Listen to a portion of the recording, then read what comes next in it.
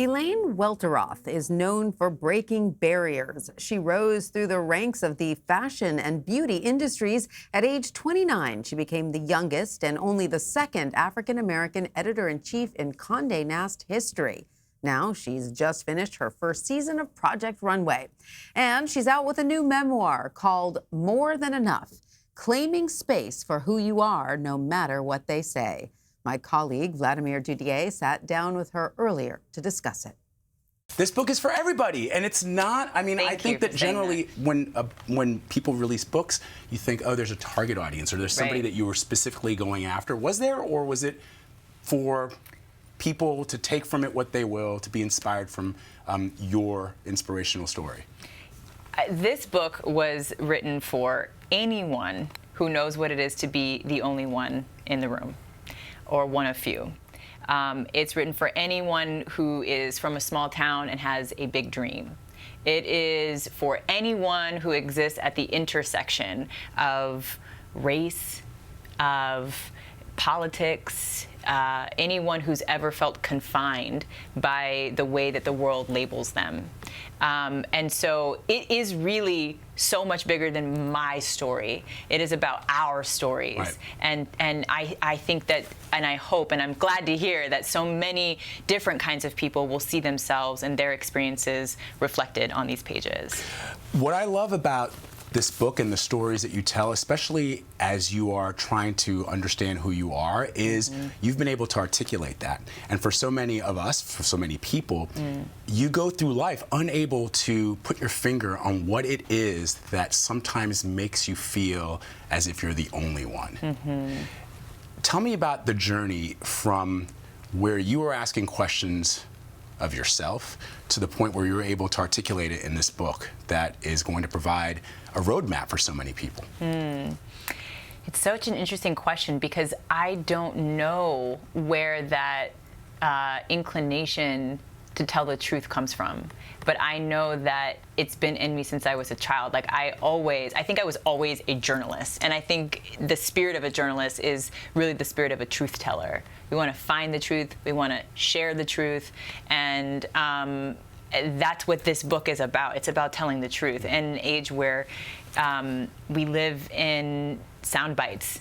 And we're all scrolling social media, and we're all perpetuating and scrolling through lies, and essentially. I mean, I think there's a lot of good that comes with social media.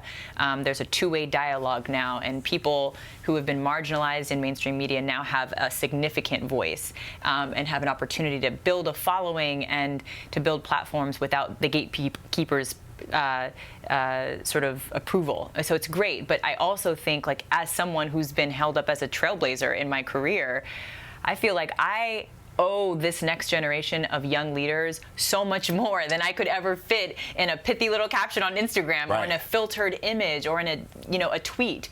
And I think that we do a disservice to the next generation and to each other when we only see the headlines and the highlight reels, when there's so much more to anyone's success story than ever really gets shared. And I think the stuff that the underside of the dream realized, or the harder stuff, is I actually think that's where the magic lies. That's where the universal lessons are. And I know when I was in my 20s coming up, I wish that I had this book or a woman in my life who could really tell me what her experience was so that I could learn from it. And I feel like my job, if you're going to call me a trailblazer, my job is to make sure that that trail has signposts along the way that make it so much easier and less confusing and isolating for the next generation that's coming up behind me, and even for other women who are coming up with me. But you write in the book, and I wrote this down, that at various times in our lives we all struggle with feel good enough, pretty enough, skinny enough, worthy enough. Did you struggle with that?